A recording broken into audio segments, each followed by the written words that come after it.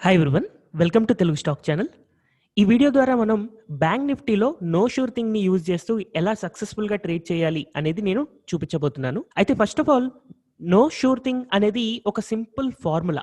మనకెలా అయితే moving average ఒక సింపుల్ ఫార్ములా లాగా కాలిక్యులేట్ చేసి దాన్ని ప్లాట్ చేస్తారో, ఈ నో షూర్ థింగ్ కూడా ఇలా మూవింగ్ యావరేజెస్‌ని యూజ్ చేసి ఒక ఫార్ములా ద్వారా కాలిక్యులేట్ చేసి ఎంటర్ చేస్తారనమాట. సో ఈ నో షూర్ థింగ్‌ని ఎలా యూజ్ చేయొచ్చు అండ్ ఎలా యూజ్ చేయకూడదు అనేది చూద్దాం. సో ఫస్ట్ ఆఫ్ ఆల్ చాలామంది నో షూర్ థింగ్ అని మనం ఇప్పుడు ఈ ఇన్వెస్టోపీడియాలో చదివినా కూడా యూజువల్‌గా ఏం చెప్తారు అంటే, నో షూర్ థింగ్ ఎప్పుడైతే మనం ట్రేడ్ చేయాలి అని అనుకుంటే సేమ్ రిలేటివ్ స్ట్రెంత్ ఇండెక్స్ లాగా ఆర్ఎస్ఐ లాగా ఓవర్ బాట్ గానీ, ఓవర్ సోల్డ్ కండిషన్ గానీ ఉంటుంది అని అనుకుంటారనమాట. సో అది ఎలా ఉంటుంది అనేది ఒకసారి చూద్దాం. సో నేను ఇక్కడ first of all know sure thing add చేస్తున్నాను. సో ప్రింగ్ అనే అతను కనిపించాడు కాబట్టి దీన్ని ప్రింగ్స్ నో షూర్ థింగ్ అంటారు. సో ప్రింగ్స్ నో షూర్ థింగ్‌లో ఇప్పుడు దీన్ని నేను సపోజ్ మినిమైజ్ చేశాను చూడండి. చేసిన తర్వాత ఇక్కడ మిడిల్ లైన్ ఏదైతే ఉందో 0. 0 నుంచి గనక చాలా పైకి వెళ్తే ఇక్కడ 6 ఇది ఓవర్ బాట్ జోన్ అండ్ కిందకి వెళ్తే -8 దగ్గర ఓవర్ సోల్డ్ జోన్ అని చెప్తూ ఉంటారు. కానీ యాక్చువల్‌గా ఈ ఓవర్ బాట్, ఓవర్ సోల్డ్ అనేది ఈ 6కి 8కే ఓవర్ బాట్, 6కెళ్తే ఓవర్ బాట్, 8కెళ్తే ఓవర్ సోల్డా?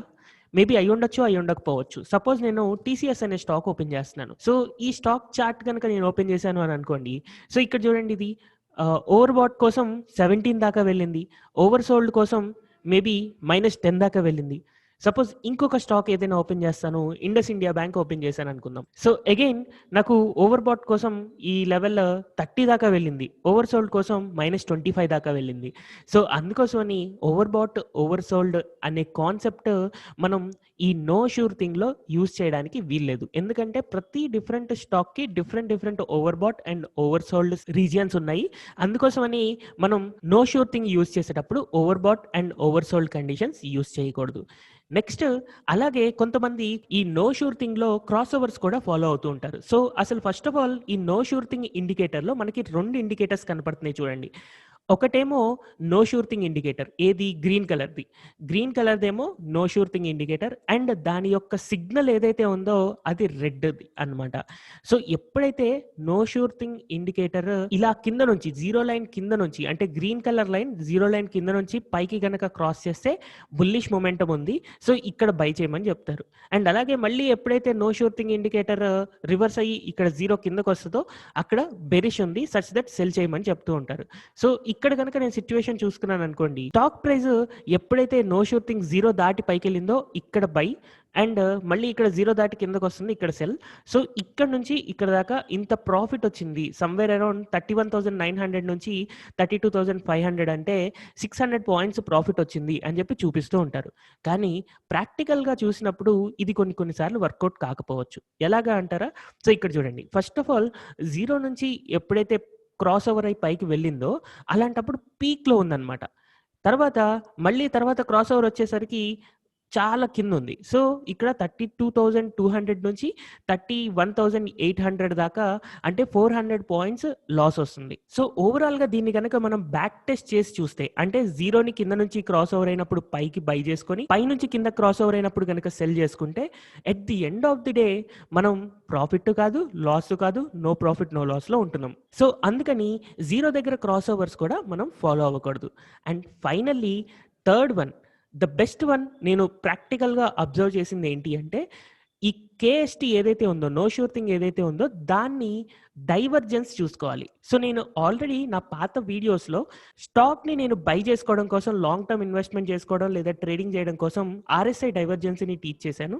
అండ్ అలాగే ఈ నో షూర్ థింగ్‌లో కూడా మనం డైవర్జెన్స్‌ని చూసుకుంటే చాలా బాగా వర్కౌట్ అవుతుంది. అయితే నేనిక్కడ ఈ నో షూర్ థింగ్ అనేది యాక్చువల్‌గా లాగింగ్ ఇండికేటర్ అన్నమాట. లీడింగ్ ఇండికేటర్ కాదు, లాగింగ్ ఇండికేటర్. అండ్ మోరోవర్ చాలా లాగింగ్ ఇండికేటర్. ఎందుకు చాలా లాగింగ్ ఇండికేటర్ అంటున్నా అనంటే, ఒకసారి నేను ఇక్కడ ఏం చేస్తానంటే దీన్ని ఫుల్ స్క్రీన్ ఓపెన్ చేస్తున్నాను. సో దీంట్లో నేను ఇక్కడ ఎంఏసీడీని యాడ్ చేస్తాను. సో ఫస్ట్ ఆఫ్ ఆల్ స్టడీస్‌లో ఎంఏసీడీ యాడ్ చేస్తున్నాను. So moving average cross over divergence ఉంది కదా! దీనికి నేనేం చేస్తానంటే నో షూర్ థింగ్ యాడ్ చేస్తాను. సో నో షూర్ థింగ్ గనక యాడ్ చేశాను అనంటే, సో ఇక్కడ చూడండి, ఎంఎస్‌సిడిలో ఎప్పుడైతే క్రాస్ ఓవర్ వచ్చిందో, ఆ తర్వాత కాసేపటి తర్వాత కేఎస్‌డిలో క్రాస్ ఓవర్ వస్తుంది. నో షూర్ థింగ్‌లో క్రాస్ ఓవర్ వస్తుంది.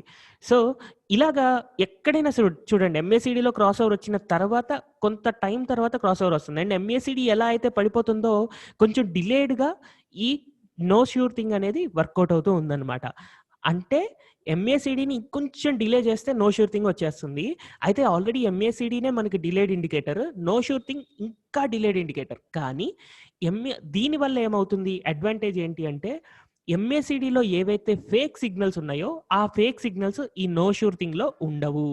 రైట్? సో, ఇక్కడ మనం చూసుకోవాల్సిందేంటి? సో, దీనికి నేనేం చేస్తున్నానంటే, నా కాన్సెప్ట్ మీకు ఎక్స్‌ప్లెయిన్ చేయడం కోసం ఆర్ఎస్ఐని కూడా యాడ్ చేస్తున్నాను. సో, ఆర్ఎస్ఐ డైవర్జెన్స్‌ని కావాలంటే డైరెక్ట్‌గా డైవర్జెన్స్ యాడ్ చేసుకోవచ్చు. లేదా ఆర్ఎస్ఐ యాడ్ చేసుకోవచ్చు. నేను ఆర్ఎస్ఐ డైవర్జెన్స్ తీసేసుకుంటున్నాను. సో, నేను ఇవాళ యాక్చువల్‌గా బ్యాంక్ నిఫ్టీలో ట్రేడ్ చేస్తున్నప్పుడు దీన్ని టెస్ట్ చేస్తూ ట్రేడ్ చేశాననమాట. సో, ఈ టెస్ట్ చేస్తూ ట్రేడ్ చేసేటప్పుడు నేను అబ్జర్వ్ చేసిన డైవర్జెన్స్ ఏంటి అంటే, యాక్చువల్‌గా ఇవాళ నేను బ్యాంక్ నిఫ్టీలో ట్రేడ్ చేస్తున్నప్పుడు షార్ట్ సెల్ చేసి ప్రాఫిట్ ఎర్న్ చేశాను. సో, ఎలా షార్ట్ సెల్ చేశాను అని గనుక నేను చూపిస్తే, so, as of now stock price ఏమో నాకు కంటిన్యూయస్‌గా పెరుగుతూ వెళ్తుంది. సో, స్టాక్ ప్రైస్ ఇలా పెరుగుతూ వెళ్తున్నప్పుడు ఆర్ఎస్ఐ డైవర్జెన్స్ చూశాను నేను. సో, ఆర్ఎస్ఐ డైవర్జెన్స్ నేను స్క్రీన్ మీద పెట్టుకొనున్నా కాబట్టి ఇలా డైవర్జెన్స్ అనేది కంటిన్యూ వస్తూనే ఉంది. కానీ డైవర్జెన్స్ ఎప్పటిదాకా కంటిన్యూ అవుతది అది నాకు తెలీదు కదా! సో, అందుకని నేను యూజువల్‌గా ఏం చేస్తానంటే ఆర్ఎస్ఐ డైవర్జెన్స్ వచ్చినా సరే కింద ఒక సపోర్ట్ లైన్ డ్రా చేసుకుంటాను. ఈ సపోర్ట్ లైన్ ఎప్పుడైతే బ్రేక్ అవుతదో, ఆ బ్రేక్ అయినప్పుడు నాకు షార్ట్ సెల్ సిగ్నల్ వచ్చింది అని అనుకుంటూ ఉంటా అనమాట. అయితే దీనికంటే ముందే ఇంకొంచెం ప్రియర్‌గా నేను ట్రేడ్ చేయాలి అని అనుకుంటున్నాను. ఎక్కడంటే ఇక్కడ ఒక 2, 3 సార్లు సపోర్ట్ తీసుకుంది. ఈ 2, 3 సార్లు సపోర్ట్ తీసుకోవడం వల్ల రివర్స్ అయి పడితే ఇంకా చాలా బాగా పడతది అని నాకు తెలుసు. సో, అందుకోసమని దీన్ని నేనిక్కడ ట్రేడ్ చేయాలంటే కాన్ఫిడెన్స్ సరిపోవట్లే. ఏంటంటే ఒక్క ఆర్ఎస్ఐ డైవర్జెన్స్ తప్ప నాకు ఇంకొక లాజిక్ ఏం కనిపించట్లేదు షార్ట్ సెల్ చేయడానికి. అందుకోసమని నేను ఎంఏసీడీ ఎలా బిహేవ్ చేస్తుంది అని చూసా అనమాట. సో, ఎంఏసీడీ ఇక్కడ గనుక చూసుకుంటే నాకు ఇలా క్రాస్ ఓవర్ వస్తుంది కదా! So, MACD first time crossover ఇక్కడొచ్చింది. తర్వాత క్రాస్ ఓవర్ ఎక్కడొచ్చిందని చూస్తున్నాను. ఇక్కడొచ్చింది. అయితే ఈ ఎంఏసీడీ ఫస్ట్ క్రాస్ ఓవర్ నుంచి సెకండ్ క్రాస్ ఓవర్‌కి ఇలా పడిపోతూ ఉంది. అయితే మరి అక్కడ స్టాక్ ప్రైస్ ఏమైంది? స్టాక్ ప్రైస్ కూడా పెరుగుతూ ఉంది. అంటే ఒకవైపు ఎంఏసీడీ పడిపోతూ స్టాక్ ప్రైస్ గూడా పెరుగుతుంది అనంటే ఎంఏసీడీలో కూడా డైవర్జెన్స్ వచ్చినట్టు. మరి ఎంఏసీడీలో ఏమైనా ఫేక్ సిగ్నల్ ఉంటుందేమో అని డిలేడ్ ఎంఏసీడీ అంటే ఫేక్ సిగ్నల్స్ లేకుండా ఉండేటట్టు చూడాలి అని అనుకుంటే మనకి ఈ నో షూర్ థింగ్ పనికొస్తుందనమాట. సో, నో షూర్ థింగ్‌లో కూడా డైవర్జెన్స్ వస్తే అప్పుడు నేను పక్కాగా అక్కడ షార్ట్ సెల్ తీసేసుకోవచ్చు. సో, అందుకోసమని నో షూర్ థింగ్‌లో కూడా నేను డైవర్జెన్స్ అబ్జర్వ్ చేశాను. సో, ఫస్ట్ క్రాస్ ఓవర్ ఇక్కడొచ్చింది. తర్వాత క్రాస్ ఓవర్ ఇక్కడొచ్చింది.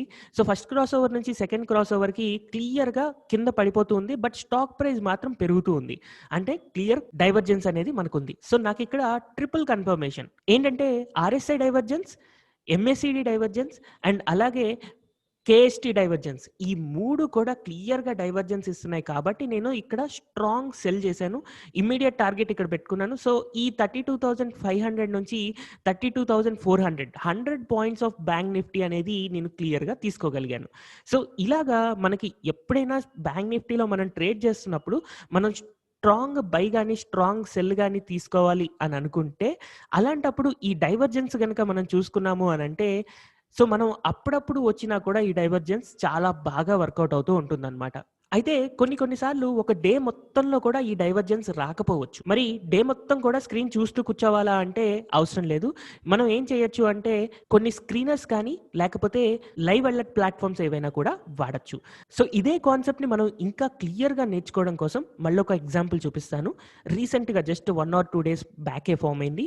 ఏంటంటే స్టాక్ ప్రైస్ ఏమో ఇలా పడిపోతూ ఉంది. స్టాక్ ప్రైస్ పడిపోతున్నప్పుడు ఆర్ఎస్ఐ కూడా పడితే అలాగే కంటిన్యూ అవుతూ ఉంటది. కానీ ఆర్ఎస్ఐలో డైవర్జెన్స్ వచ్చింది ఇలాగా. సో, కేవలం ఆర్ఎస్ఐ డైవర్జెన్స్ నేను కొన్ని సార్లు నమ్మలేను. అందుకోసం నేనేమనుకుంటాను అంటే ఎంఏసీడీలో కూడా డైవర్జెన్స్ కావాలనుకున్నా. సో, ఎంఏసీడీ క్రాస్ ఓవర్ ఇక్కడుంది. అండ్ ఫస్ట్ బాటమ్ ఫార్మ్ అయినప్పుడు క్రాస్ ఓవర్ వచ్చింది. తర్వాత మళ్ళీ సెకండ్ బాటమ్ ఫార్మ్ అయినప్పుడు ఇక్కడ క్రాస్ ఓవర్ వచ్చింది. సో, ఈ 2 క్రాస్ ఓవర్స్ పైకెళ్తున్నాయి. స్టాక్ ప్రైస్ ఏమో కిందకెళ్తుంది. ఎంఏసీడీ యొక్క క్రాస్ ఓవర్ ఏమో పైకెళ్తుంది. సేమ్ అలాగే కేఎస్‌డి యొక్క క్రాస్ ఓవర్ కూడా పైకెళ్తుంది.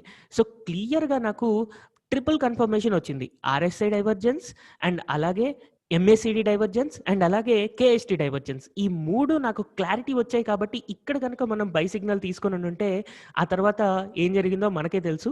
ఆల్మోస్ట్ ఆల్ బ్యాంక్ నిఫ్టీ 31,900 నుంచి 32,600 700 పాయింట్స్ రైజ్ అనేది మనకు క్లియర్‌గా కనిపించింది. సో, ఇలాంటి ట్రెండ్ కన్ఫర్మేషన్స్ ఉన్నప్పుడు మనం కాన్ఫిడెంట్‌గా ట్రేడ్ తీసుకుంటూ ఉండొచ్చనమాట. అయితే యూజువల్‌గా లాస్ట్ వచ్చే ఇండికేటర్ ఏంటి అంటే కేఎస్‌డి ఇండికేటర్.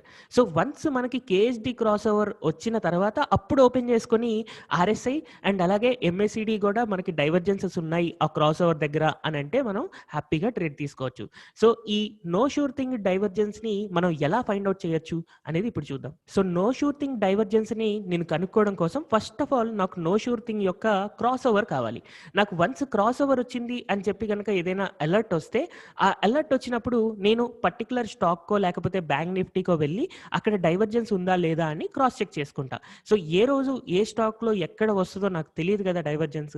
అందుకోసమని నేనేం చేస్తా అంటే స్ట్రీక్ అనే ప్లాట్‌ఫామ్‌లో alerts create చేసుకోవచ్చనమాట.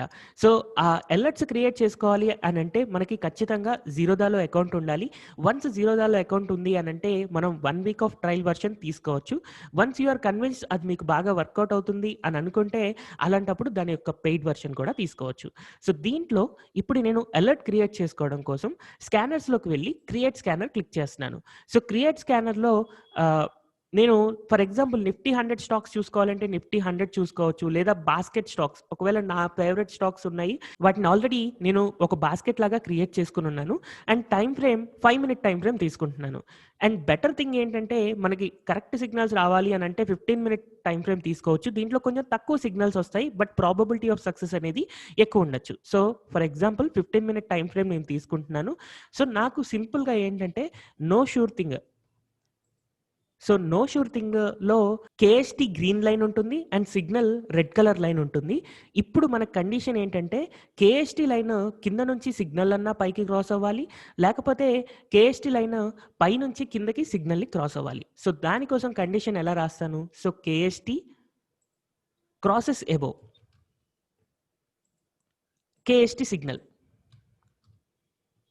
So, know sure thing signal. So, కిందకి వెళ్ళి బై డిఫాల్ట్ ఏవైతే డేట్స్ ఆర్ నంబర్స్ ఉన్నాయో అవేం మార్చక్కర్లేదు. జస్ట్ సిగ్నల్ సెలెక్ట్ చేసుకుంటే చాలు. And next add another condition. So, ఇక్కడ క్రాసెస్ అబోవ్ రాసాం కదా! క్రాసెస్ బిలో అయినా కూడా రావాలి. అంటే మనం షార్ట్ సెల్ చేయడానికైనా లేకపోతే సింపుల్ బై చేయడానికైనా రెడీగా ఉండొచ్చు. సో, ఇక్కడ నేను కేఎస్‌టి తీసుకుంటున్నాను మళ్ళీ అగైన్. ఈసారి crosses below. So, crosses below KST. So, know sure thing.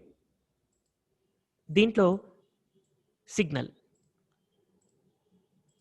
So, KST అని పెట్టుకుంటున్నాను నేమ్.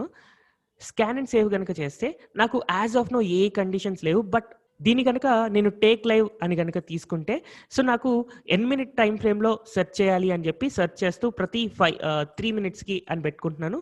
సో, ప్రతి 3 మినిట్స్‌కి స్కాన్ చేసి నాకు చెప్తూ ఉంటుందన్నమాట. సో, టేక్ లైవ్ చేశాను. సో, వన్స్ మనం టేక్ లైవ్ చేసిన తర్వాత కావాలంటే ఇక్కడ విర్చువల్ ట్రేడింగ్ గూడా మనం చేసుకోవడానికి కుదురుతుందనమాట. సో, కేఎస్‌టి నాకిక్కడ లైవ్‌లో ఉంది. అండ్ ఎప్పుడైతే అలర్ట్ వస్తుందో నేను యూజ్ చేసే 25 స్టాక్స్‌లో ఎప్పుడైతే నాకు అలర్ట్ వస్తదో అలాంటప్పుడు నేను ఒకసారి ఆ స్టాక్‌ని నేను ఓపెన్ చేస్తాను. సో, వన్స్ నేను ఆ స్టాక్‌ని ఓపెన్ చేసిన తర్వాత ఖచ్చితంగా అక్కడ డైవర్జెన్స్ ఉండాలి అని లేదు. జస్ట్ క్రాస్ ఓవర్ వచ్చిందని నాకు తెలిసింది. సో, క్రాస్ ఓవర్ వచ్చింది కాబట్టి డైవర్జెన్స్ ఉంటుందేమో అని చూస్తాను. సో, కేఎస్‌డి డైవర్జెన్స్‌తో పాటు నాకు ఎంఏసిడి, ఆర్ఎస్ఐ 3 డైవర్జెన్సెస్ ఉంటే అలాంటప్పుడు మాత్రమే ఒకవేళ పాజిటివ్ డైవర్జెన్స్ ఉంది అని అంటే బై చేయడానికి చూస్తాము. నెగెటివ్ డైవర్జెన్స్ ఉంది అంటే సెల్ చేయడానికి చూస్తాము. సో, ఇలాగా మనం ఒక ప్రీ డిఫైన్డ్ స్ట్రాటజీని యూజ్ చేసుకొని కంటిన్యూయస్‌గా ఎర్న్ చేయడానికి ప్రాబబిలిటీ ఉంటుంది. అయితే దీన్ని ప్రాపర్‌గా ఎలా యూజ్ చేయాలి అని తెలుసుకోవడానికి ముందు ఫస్ట్ ఒక 5 డేస్ అయినా సరే మీరు సిస్టమ్ ముందు కూర్చొని విర్చువల్ ట్రేడ్ చేయండి. లేదా పేపర్ ట్రేడ్ చేయండి.